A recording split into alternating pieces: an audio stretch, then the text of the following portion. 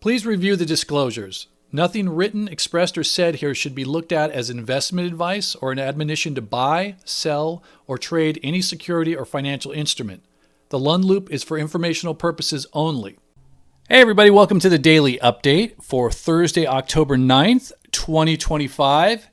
It is a lovely, cool fall or autumn, whichever term you'd like to use, day here in Southern California. Really love that it's cooling down. Usually it doesn't cool down until we get to Halloween out here. But for some reason it started earlier this year and I love it.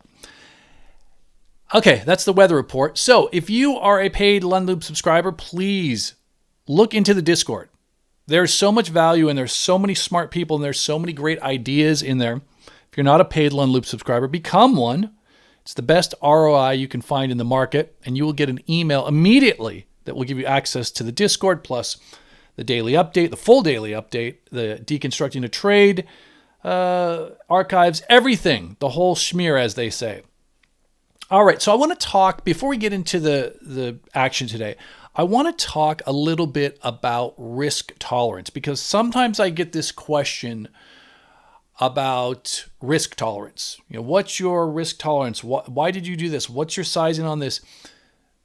I believe that risk tolerance is very much about contextual and personality issues. Okay, so everybody has a different personality and a different amount of risk they're willing to take.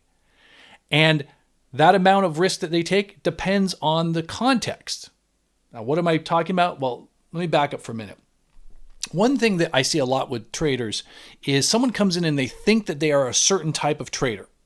And because I'm an old guy, I'm going to give you a reference from way back. They think they're Gordon Gekko, right? They think they're going to come in there and be swashbuckling and make these big moves and they're going to make gazillions of dollars and they're going to take a lot of risk. But what they don't know is that their real internal DNA is risk averse, right? They don't have the two squared. So they don't act in their own best interest because they think, oh, I should be taking lots of risk, but internally they're not comfortable with it. And that causes them to manage their risk in a less than exemplary way. Let's put it that way. The other thing is context, right?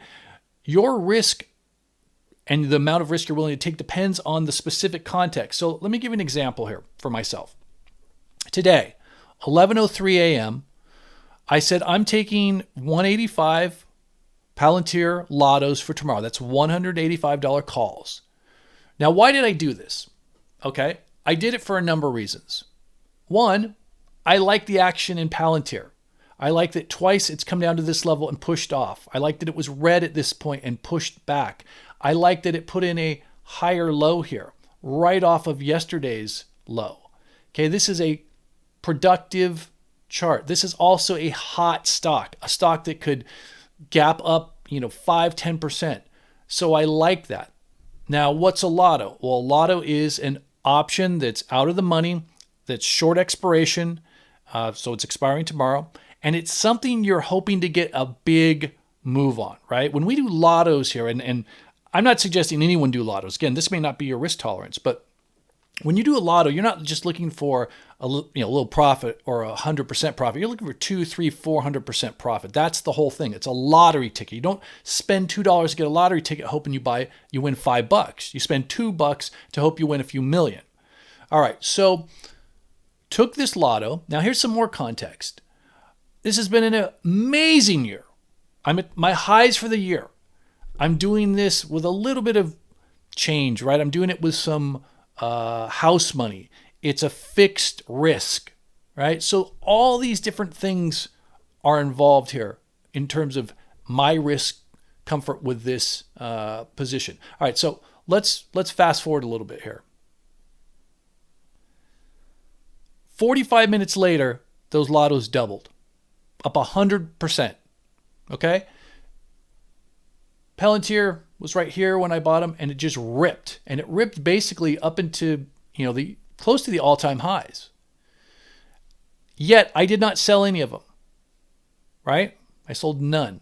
I said not selling any. I should, but I'm going Sydney or the bush. What's Sydney or the bush? Well, it's an old-timey Australian reference, and it's illustrated here in this Peanuts cartoon. And it basically means I'm going all or nothing. Again, context. This is a lotto. This isn't a big options position that I bought 120 days out that finally doubled, and I'm like, okay, I should probably take half of it off, and I still have some time left on it. This is swinging for the fences. That's the context. I have fixed losses. I'm not in it to make a double or even 150%. I'm in it for Palantir to announce tomorrow morning that they just got the largest defense contract in the world and it gaps up 10%. That's what I'm here for. Different context than maybe someone else would have. And I think that's the real important thing, is that when you're figuring out why you're in a position, why you're selling a position, why you're not going to sell a position, why you're going to add to a position, the sizing of your position, you have to know why you're in it. And the most important thing to avoid is rationalization, because we can tell ourselves stories that can convince ourselves to stay in a position or stay with a position or get too large of a position or hold on to a losing position. We can totally do that. We self-deceive all the time. I do it all the time.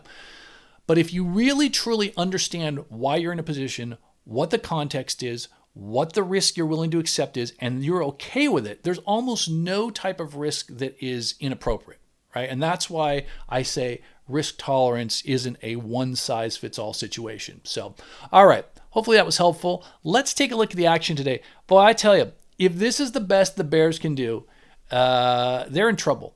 We get a gap up. This is similar to like that gap up we saw on Tuesday. We gap up and we lose it, and all the Bears think, "Oh, here we go. We're gonna have a big down day," and then we just go nowhere. We just go sideways. And on this day, I think I said the market is forming a head and shoulder shrug. Like the market doesn't care, right? And what happened the next day? Gap up. We have a trend up day almost all day long. Then we get the same thing here. We have the same thing, this gap up, and we lose it. But we're still higher, right? We still finish off the lows. We're still higher. This is a higher high than here. So the Bears are having a real hard time getting anything going on the downside. Look at the Qs. Even stronger, right? I mean, almost back to green. Way off the lows from yesterday. And if you just look at, these charts here, these intraday charts, you can see, let's just change that. They all broke the trend lines. Dow